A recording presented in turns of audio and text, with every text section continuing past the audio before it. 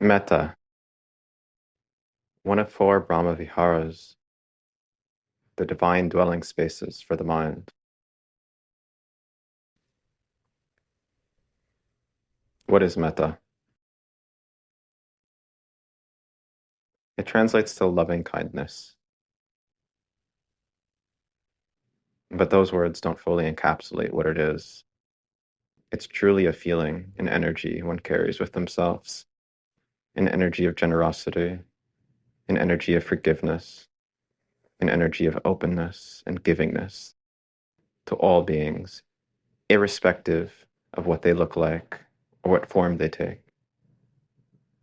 In other words, it's a givingness and lovingness to all sentience, to all things that have sentience, to all life itself, an offering of the heart and an offering of what can be given.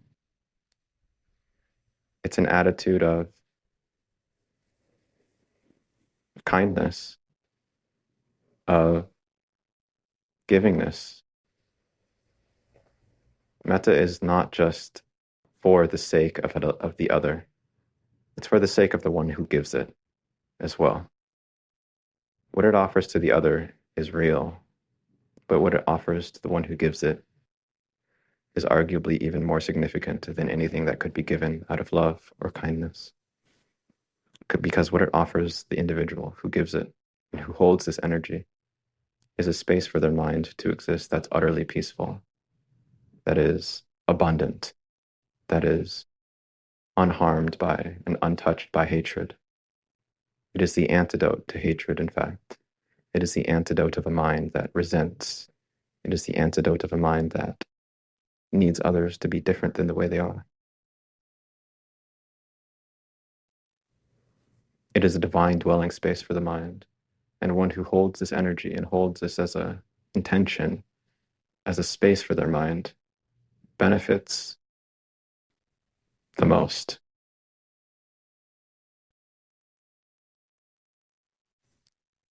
Not only does it create a divine dwelling space for the mind that is peaceful, that is blissful, that is ultimately free of the fetters of hatred and greed, but it also provides protection. Protection in the sense that you no longer harm and poison yourself. You no longer instigate hatred out of others. Interacting with the world with this energy, one experiences the world softening to him or her. One experiences the world as amicable and friendly to him or her. The one who is holding this energy tends to attract and develop deep relationships with all beings, all sentient beings, animals, humans, children, man and women are drawn to the one who holds this as their dwelling space. You don't attract violence. You don't attract people who want to destroy you. You attract benevolence and safety from all those around you. In the time of the Buddha, the monks who ventured into the forest, there's a story where they initially experienced the forest as extremely hostile towards them. The spirits of the forest attacked them. The insects and other animals were not friendly, and overall they were purged out of the forest, and they asked the Buddha, what do we do? The Buddha didn't say anything but this: to hold the energy of metta for all beings of the forest, to go into that forest and to provide all the spirits and all the animals and all the plants with this sense of love and kindness. And this acted as their protection, and they were able to meditate and exist in that forest without being attacked. And the same goes for any environment. Going out at night, going into a situation that is hostile, one is much safer holding this frequency than they are holding a weapon of destruction. One is much safer holding this as a dwelling space for the mind than they are of defensiveness and vitriol or resentment, because those things attract their likeness. All mental thoughts and feelings attract their likeness as a principle of mind in the universe. And holding the frequency and mind state of metta attracts its likeness. You attract goodness and kindness and love from everything around you.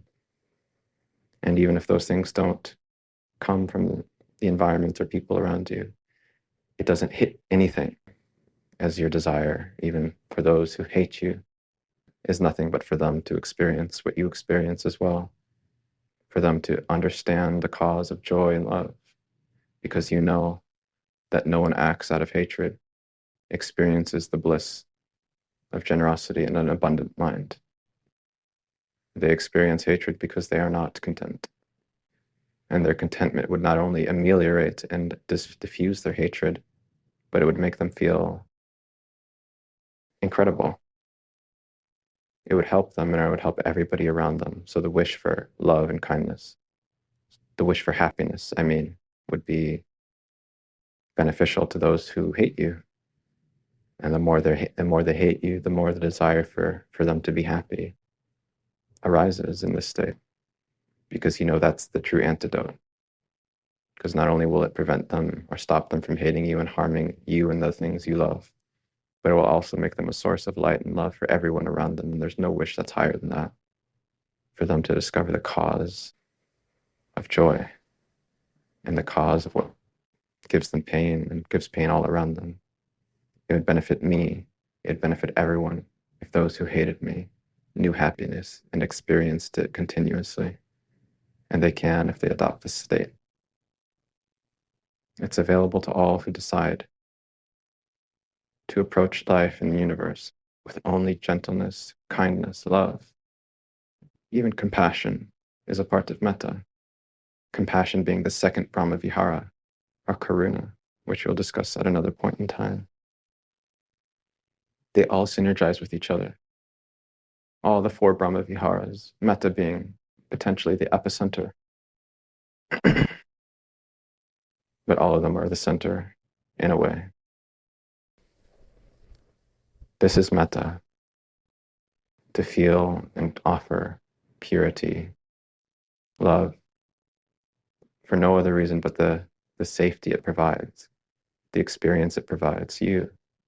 In that sense, you could almost say it's selfish, but it's wisdom ultimately, and wisdom understands the value of this as highest and higher than any other mental state, potentially, you could hold. Now, there are other mental states that are important, such as compassion and sympathetic joy, equanimity. And these all tie into metta, and they all flow in and out of metta, and one's mind can flow in and out. But all of these states are divine. It is a Brahma Vihara, a dwelling spot, a dwelling abode for a Brahma, for a God, for a mind so elevated that it's untouched by the fetters, the three poisons of hatred, delusion,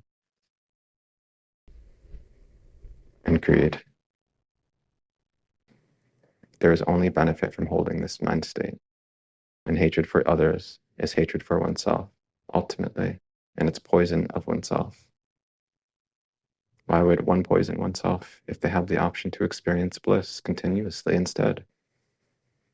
Why would one decide to experience pain and suffering when they could experience joy and contentment instead?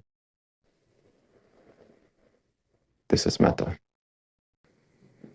a gift from the Buddha, an understanding,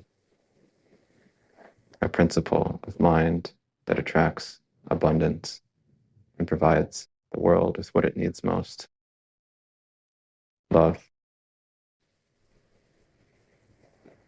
In fact, it may be one of the most powerful states of mind one can hold. The world needs love, but perhaps even more than love, it needs wisdom. And metta isn't born out of trying to be good. It isn't born out of wanting to be good or thinking that this is a virtue one should hold to as a rule. Metta is born from truly being wise and knowing that all alternatives to it pale in potential to heal, and to be in bliss. You could call wisdom selfish, but it ultimately leads to selflessness. Metta is selfless. It doesn't orient around an individual. It isn't dictated by a bias that I have. This person deserves happiness and this person doesn't. It's not about deserving, it's just knowing happiness is available to all who have the wisdom to seek it. And those who have the wisdom to seek it and understand it benefit not only themselves, but everyone around them. And to wish for anything less to any being on this planet is foolish. There's no downside to those who you believe don't deserve it, to learning the cause of happiness and to begin to act out of that. This is just wisdom, because they only benefit you if they do that, and they only benefit everyone around them.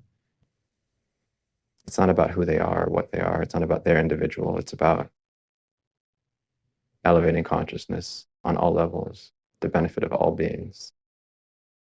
It's not about deservingness or not deservingness. It's about cause and effect. And if I hold to that one person doesn't deserve happiness or doesn't deserve to understand the causes of happiness, I limit my own happiness and I limit my experience of it, and I limit the experience that others can have as well. For the person who's most hateful, who hurts others consciously or unconsciously, deserves to, well, it's not about deserving, but they would benefit. This shift in consciousness, the benefit of ultimate consciousness, would be greatest in that person discovering the cause of joy and happiness.